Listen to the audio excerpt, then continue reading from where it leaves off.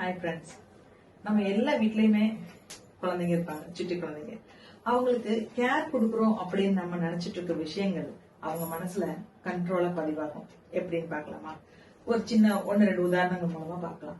இப்போ நம்ம வீட்டுல இருக்க குழந்தைங்க ஏதாவது ஒரு பொருளை போட்டு உடைச்சிட்டாங்க. ஒரு கண்ணாடி பொருளா இருக்கலாம், ஏதாவது ஒரு பாத்திரமா இருக்கலாம், ஒரு ஃபிளவர் இருக்கலாம், ஏதோ ஒண்ணு போட்டு கீழே போட்டு உடைச்சிட்டாங்கன்னா முதல்ல நம்ம என்னங்க சொல்லுவோம்? திட்டுவோம், சத்தம் போடுவோம், வாய்ஸ் ரைஸ் பண்ணி பேசுவோம், சம்டைம்ஸ் அடிச்சிடுவோம் இல்லையா? இதுதான் நடக்கும்.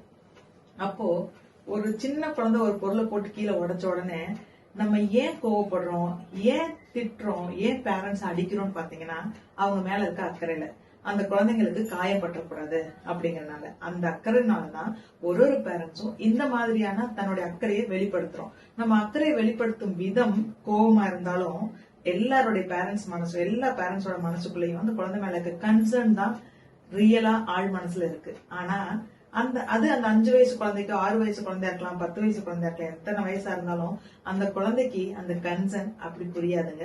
நம்ம கேர் கொடுக்கறோங்கிறது தெரியாம அம்மா என்ன கண்ட்ரோல் பண்றாங்க அப்படின்னு நினைப்பாங்க. அதாவது அம்மாவோ அப்பாவோ யார் நம்ம திட்டுறோமோ அவங்க என்ன நினைச்சுப்பாங்க, ஓ அம்மாக்கு என்னை விட அந்த பொருள் தான் முக்கியம், அம்மாவோட ப்ரையாரிட்டி அல்லது அப்பாவோட ப்ரையாரிட்டி அந்த உடஞ்ச ஃபிளவர் வாட்ஸ்லயோ உடஞ்ச ஒரு பாட்டிலையும் தான் இருக்கு, அம்மாக்கு நான் முக்கியம் இல்ல அப்படின்னு அவங்க மனசுல பதியம் வந்து.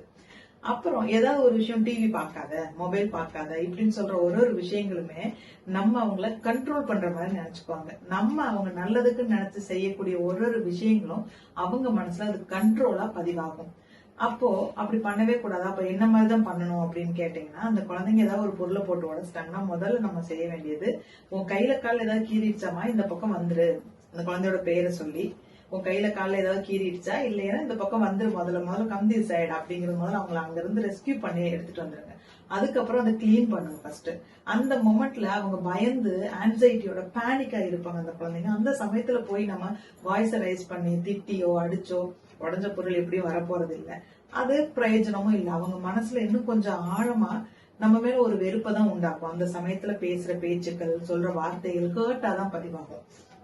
அதனால உடனே அப்படி சொல்லாம நீ கேர்ஃபுல்லா இரு, இந்த பக்கம் வந்துரு அப்படின்னு இந்த குழந்தைய முதல்ல வர சொல்லிட்டு அதுக்கப்புறம் அவங்க அமைதியா இருக்கும்போது சாப்பிட்டா அன்னைக்கு நைட்டோ அல்லது வேற ஒரு தருணங்களையோ நீ ஏன்பா அப்படி பண்ண, உனக்கு ஏதாவது வேணும், ஹைட்டா இருக்க இடத்துல இருந்து எடுக்க முடியல அல்லது வெயிட்டா இருக்க அந்த பொருள் தூக்க முடியலன்னா அம்மாட்டையோ அப்பாட்டையோ ஹெல்ப் கேட்டிருக்கலாம்ல, இனிமே அது மாதிரி பண்ணாத அப்படின்னு சொல்ற பட்சத்துல அந்த குழந்தைங்களுக்கு அம்மாக்கு அந்த பொருளை விட அப்பாவுக்கு அந்த என்னதான் நான் தான் ரொம்ப முக்கியம், அம்மாவோ அப்பாவோ பேரண்ட்ஸ் கைடன்ஸ் யாரு இருந்தாலும் இந்த பொருளை விட நான் தான் முக்கியம், அவங்க எனக்கு தான் ப்ரையாரிட்டி கொடுக்குறாங்கன்னு அவங்க மனசுல பதியும். அது இல்லாம நம்ம அந்த மொமெண்ட்லயே நம்ம அவங்க திட்டுறது, கண்டிக்கிறோம், கேர் கொடுக்கறோம்னு நினைச்சிட்டு கண்டிக்கிற விஷயங்கள் என்ன ரொம்ப கண்ட்ரோல் பண்றாங்க, என்ன ஒரு வேலையும் செய்ய விட மாட்டேங்கிறாங்க, எல்லா இடத்துலயும் என்ன விட அவங்க வேற ஒரு பொருளுக்கு ஒரு மெட்டீரியல் லைஃப்க்கு தான் முக்கியத்துவம் கொடுக்குறாங்கன்னு அவங்க மனசுல பதிகிறதுக்கு அது ஒரு வாய்ப்பா இருக்கும். அதனால இந்த குழந்தைங்க ஏதாவது தெரியாம தவறுதலா போட்டு உடைச்சா கூட அந்த மொமெண்ட்ல அவங்க திட்டாம நம்ம வேற ஒரு மொமெண்ட்ல சொல்றதுக்கு நம்ம எல்லாருமே பழகணுங்க கண்டிப்பா. அப்புறம் எதுவுமே பண்ணாதன்னு எதெல்லாம் சொல்றோமோ அதை தான் அந்த குழந்தைங்க முதல்ல பண்ணுவாங்க. சோ தட் அந்த குழந்தைங்க எது பண்ண வேண்டாம்னு நீங்க நினைக்கிறீங்களோ அதை அதை பத்தி இது பண்ணாத, டிவி பார்க்காத, மொபைல் எடுக்காத, இது பண்ணாத, அண்ணன் பண்ணாத, அங்க போகாத நெகட்டிவாவே சொல்லாம என்ன பண்ணணும் அப்படின்னு சொல்லுங்க. அந்த குழந்தைங்களுக்கு அதிகமா டிவி யூஸ் பண்றாங்க, உங்களுக்கு அது பிடிக்கல அப்படின்னா அந்த டிவி பாக்குற அந்த தருணங்கள்ல அந்த அவர்ஸ்ல வேற அவங்களுக்கு பிடிச்ச ஒர்க் என்ன கொடுக்கணும் நாம தான் திங்க் பண்ணணுங்க. அஸ் அ பேரண்ட்ஸ் அவங்களுக்கு என்ன பிடிச்சிருக்கோ அதை செய்ய வச்சுக்கணும். ஒரு பிடிச்ச விஷயத்துல இருந்து இன்னொரு இடத்துக்கு அவங்களை மாத்தணும் முயற்சி பண்ணா இன்னொரு பிடிச்ச விஷயத்த அவங்களை சொல்லி அங்க இருந்து நீங்க வர வைக்கிறமே தவிர பண்ணாத நெகட்டிவா சொல்ற அத்தனை விஷயங்களும் அந்த குழந்தைங்களுக்கு ரொம்ப அவங்களை கண்ட்ரோல் பண்ற மாதிரி இழுத்து பிடிக்கிற மாதிரி தான் அவங்க மனசுல பதிவாகும், ஹர்ட் ஆகும். அதை அவங்க செய்யவே மாட்டாங்க. எதை செய்யாதுன்னு சொல்றோமோ அதுதான் முதல்ல அந்த குழந்தைங்க செய்யும். அதனால எதை செய்யணும்னு முதல்ல அவங்களுக்கு சொல்லிக் கொடுக்கலாம்.